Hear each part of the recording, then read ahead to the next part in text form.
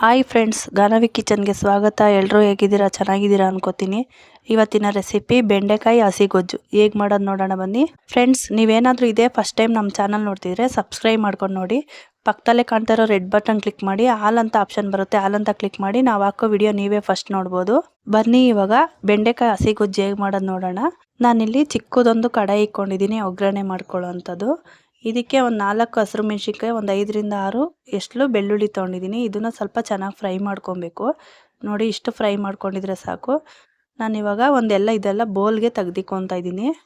ಹಾಗೆ dry roast ಮಾಡ್ಕೋಬೇಕು. ನೋಡಿ ಈ ಥರ.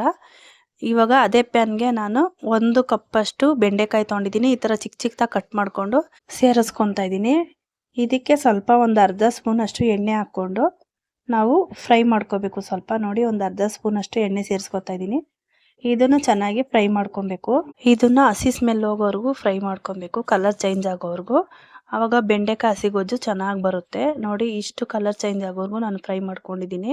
ಇದಕ್ಕೆ ಸ್ವಲ್ಪ ಎಣ್ಣೆ ಹಾಕಿ ಫ್ರೈ ಮಾಡ್ಕೊಂಡ್ರೆ ಬೇಗ ಫ್ರೈ ಆಗುತ್ತೆ. ಇದು ಸ್ವಲ್ಪ ತಣ್ಣಗಾಗಿ ಬಿಡಬೇಕು. ಆಗಿದೆ. ಇವಾಗ ನಾನು ಹುಣಸೆಹಣ್ಣು ತೊಗೊಂಡಿದ್ದೀನಿ. ಹುಣಸೆಹಣ್ಣು ಒಂದು ಗ್ಲಾಸ್ ನೀರು ಹಾಕಿ ನೆನೆಯೋಕ್ಕೆ ಬಿಡಬೇಕು ಒಂದು ಸ್ವಲ್ಪ ಹೊತ್ತು. ಒಂದು 5 ನಿಮಿಷ ಹುಣಸೆಹಣ್ಣು ನೆಂದರೆ ಸಾಕು, ಚೆನ್ನಾಗಿ ರಸ ತಕ್ಕೊಬೋದು. ನಾನಿಲ್ಲಿ ಒಂದು ಅರ್ಧ ನಿಂಬೆಹಣ್ಣು ಗಾತ್ರದಷ್ಟು ತೊಗೊಂಡಿದ್ದೀನಿ. ಇಷ್ಟು ತೊಗೊಂಡ್ರೆ ಸಾಕು. ಇವಾಗ ಹೇಗೆ ಮಾಡೋದು ನೋಡೋಣ ಬನ್ನಿ.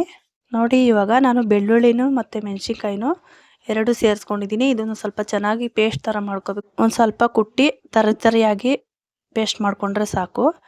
ನೋಡಿ, ಇಷ್ಟ ಆಗಿದ್ರೆ ಸಾಕು. ಇದನ್ನು ತೆಗ್ದು ಒಂದು ಬೌಲ್ಗೆ ತೆಗ್ದಿಕ್ಕೊಬೇಕು. ನೋಡಿ, ಇಷ್ಟು ತರಿಯಾಗಿ ಕುಟ್ಟಿ ಪುಡಿ ಮಾಡ್ಕೊಂಡಿದ್ದಾಯಿತು. ಇದನ್ನೆಲ್ಲ ಒಂದು ಬೌಲ್ಗೆ ತೆಗ್ದಿಕ್ಕೊತಾ ಇದ್ದೀನಿ. ನೋಡಿ, ಇವಾಗ ತೆಗ್ದಿಕೊಂಡಿದ್ದಾಯಿತು. ನಾನು ಇದಕ್ಕೇನೆ ಒಂದು 10ರಿಂದ 15 ತೊಗೊಂಡಿದ್ದೀನಿ ಬೆಂಡೆಕಾಯಿ. ಹುರಿದು ಫ್ರೈ ಮಾಡಿಕೊಂಡು ಒಂದು ಸಪ್ರೇಟಾಗಿ ತೆಗ್ದಿಕೊಂಡಿರೋದನ್ನ ಇದಕ್ಕೆ ಸೇರಿಸ್ಕೊಂಡು ಚೆನ್ನಾಗಿ ಇದನ್ನು ಪೇಸ್ಟ್ ಥರ ಪುಡಿ ಮಾಡ್ಕೊಬೇಕು. ನೋಡಿ, ನೀವು ಒಂದ್ಸಲ ಈ ಥರ ಟ್ರೈ ಮಾಡಿ. ಬೆಂಡೆಕಾಯಿ ಹಸಿಗೊಜ್ಜು ಸೂಪರಾಗಿರುತ್ತೆ. ನೋಡಿ, ಇಷ್ಟು ಪೇಸ್ಟ್ ಮಾಡ್ಕೊಂಡಿದ್ರೆ ಸಾಕು. ಇವಾಗ ಈ ಥರ ಪೇಸ್ಟ್ ಮಾಡ್ಕೊಂಡಿದ್ದಾಯಿತು ಕುಟ್ಟಿ. ಎಲ್ಲ ಒಂದು ಬೌಲ್ಗೆ ತೆಗ್ದು ರೆಡಿ ಮಾಡ್ಕೊತೀನಿ ನಾನು. ನೋಡಿ, ಎಷ್ಟು ಚೆನ್ನಾಗಿ ಬಂದಿದೆ. ಟೇಸ್ಟು ಅಷ್ಟೇ ಚೆನ್ನಾಗಿರುತ್ತೆ. ನಾವು ಇಷ್ಟು ಮಾಡಿಕೊಂಡ್ರೆ 4ರಿಂದ 5 ಜನ ಮುದ್ದೆ ಊಟ ಮಾಡ್ಕೋಬೋದು. ನೋಡಿ, ಇವಾಗ ಬೆಂಡೆಕಾಯಿ ರೆಡಿ ಮಾಡ್ಕೊಂಡಿದ್ದಾಯಿತು. ನಾವು ಹುಣಸೆಹಣ್ಣು ನೆನೆಸ್ಕೊಂಡಿದ್ವಲ್ಲ, ಇದನ್ನು ಹುಣಸೆಹಣ್ಣೆಲ್ಲ ಕಿವುಚಿ ನಾವು ರಸ ತಕ್ಕೊಬೇಕು. ಇನ್ನೂ ಒಂದು ಸಲ ನಾವು ಒಂದು ಅರ್ಧ ಗ್ಲಾಸ್ ಹಾಕಿ ತಕ್ಕೊಬೋದು ಬೇಕಾದರೆ. ನೋಡಿ, ಇಷ್ಟ ಆಗಿರುತ್ತೆ. ಇಷ್ಟ ಆಗಿದ್ರೆ ಸಾಕು. ನಾವು 4ರಿಂದ 5 ಜನಕ್ಕೆ ಊಟ ಮಾಡ್ಬೋದು.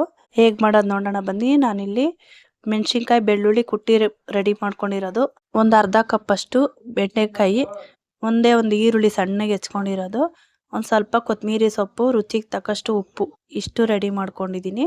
ಇಷ್ಟ ಇದ್ದರೆ ಸಾಕು. ಇದಕ್ಕೆ ಹುಣಸೆಹಣ್ಣು ರಸ ಹಾಕ್ಕೊಬೇಕು. ನೋಡಿ, ಇಷ್ಟು ಹುಣಸೆಹಣ್ಣು ರಸ ಇದ್ದರೆ ನಮಗೆ ಬೆಂಡೆಕಾಯಿ ಗೊಜ್ಜು, ಹಸಿ ಗೊಜ್ಜು ಸೂಪರಾಗಿ ರೆಡಿ ಆಗುತ್ತೆ. ಇವಾಗ ಒಂದು ಬೌಲ್ ತೊಗೊಂಡಿದ್ದೀನಿ. ಈ ಬೌಲ್ಗೆ ನಾನು ಹುಣಸೆಹಣ್ಣು ರಸ ರೆಡಿ ಮಾಡ್ಕೊಂಡಿದ್ನಲ್ಲ, ಅದನ್ನು ಪೂರ್ತಿಯಾಗಿ ಸೇರಿಸ್ಕೊತಾ ಇದ್ದೀನಿ.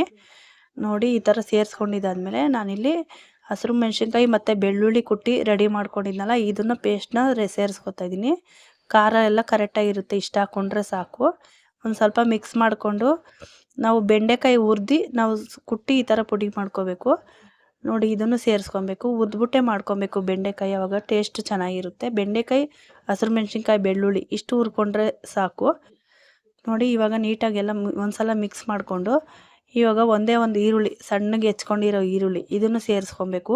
ನೋಡಿ, ಈರುಳ್ಳಿ ಎಲ್ಲ ಸೇರಿಸ್ಕೊಂಡಿದ್ದಾಯಿತು. ಒಂದ್ಸಲ ನೀಟಾಗಿ ಮಿಕ್ಸ್ ಮಾಡಿಕೊಂಡು ನೋಡಿ, ಈ ಥರ ಮಿಕ್ಸ್ ಮಾಡ್ಕೊಳ್ಳಿ. ಹಸಿಗೊಜ್ಜು ಸೂಪರಾಗಿ ರೆಡಿ ಆಗುತ್ತೆ. ನೋಡ್ತಿದ್ರೆ ಬಾಯಲ್ಲಿ ನೀರು ಬರುತ್ತೆ, ಅಷ್ಟು ಚೆನ್ನಾಗಿರುತ್ತೆ.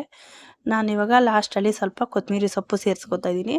ಕೊತ್ತಂಬರಿ ಸೊಪ್ಪೆಲ್ಲ ಹಾಕಿದಾದ್ಮೇಲೆ ನೀಟಾಗಿ ಒಂದ್ಸಲ ಮಿಕ್ಸ್ ಮಾಡಿಕೊಂಡ್ರೆ ರುಚಿಗೆ ತಕ್ಕಷ್ಟು ಉಪ್ಪು ಸೇರಿಸ್ಕೊಬೇಕು ಲಾಸ್ಟಲ್ಲಿ. ನೋಡಿ, ಇವಾಗ ರುಚಿಗೆ ತಕ್ಕಷ್ಟು ಉಪ್ಪು ಸೇರಿಸ್ಕೊಂಡಿದ್ದಾಯಿತು. ಒಂದ್ಸಲ ಮಿಕ್ಸ್ ಮಾಡಿ ಒಂದು 5 ನಿಮಿಷ ನೆನೆಯೋಕೆ ಬಿಡಬೇಕು. 5 ನಿಮಿಷ ನೆನೆಯೋದ್ರಿಂದ ಈರುಳ್ಳಿ ಎಲ್ಲ ಚೆನ್ನಾಗಿ ನೆಂದಿರುತ್ತೆ.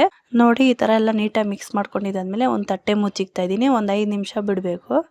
ಆವಾಗ ಈರುಳ್ಳಿ ಎಲ್ಲ ಚೆನ್ನಾಗಿ ನೆಂದಿರುತ್ತೆ. ಹಸಿಗೊಜ್ಜು ಸೂಪರಾಗಿ ಬರುತ್ತೆ ನಮಗೆ. ನೋಡಿ, ಇವಾಗ ಬೆಂಡೆಕಾಯಿ ಹಸಿಗೊಜ್ಜು ರೆಡಿ. ಉಪ್ಪು ಒಂದ್ಸಲ ಚೆಕ್ ಮಾಡ್ಕೊಳ್ಳಿ. ಕಮ್ಮಿ ಇದ್ದರೆ ಒಂದ್ಸಲ ಈ ಟೈಮಲ್ಲಿ ಸೇರಿಸ್ಕೋಬೋದು. ಇವಾಗ ಸರ್ವ್ ಮಾಡೋಣ ಬನ್ನಿ. ಮುದ್ದೆಗೆ ಸೂಪರಾಗಿರುತ್ತೆ ಈ ಬೆಂಡೆಕಾಯಿ ಹಸಿಗೊಜ್ಜು. ಒಂದ್ಸಲ ನೀವು ಟ್ರೈ ಮಾಡಿ, ಹೇಗೆ ಬಂತು ಅಂತ ಕಮೆಂಟ್ ಮಾಡಿ. ಓಕೆ ಫ್ರೆಂಡ್ಸ್, ಇದಾಗಿತ್ತು ಇವತ್ತಿನ ರೆಸಿಪಿ. ಈ ರೆಸಿಪಿ ಇಷ್ಟ ಆಗಿದ್ರೆ ಒಂದು ಲೈಕ್ ಕೊಡಿ. ಫ್ರೆಂಡ್ಸ್, ನಮ್ಮ ಚಾನಲಲ್ಲಿ ಒಳ್ಳೊಳ್ಳೆ ರೆಸಿಪಿ ಇದೆ. ನಿಮಗೆ ಟೈಮ್ ಇದ್ರೆ ಒಂದ್ಸಲ ಚೆಕ್ ಮಾಡಿ.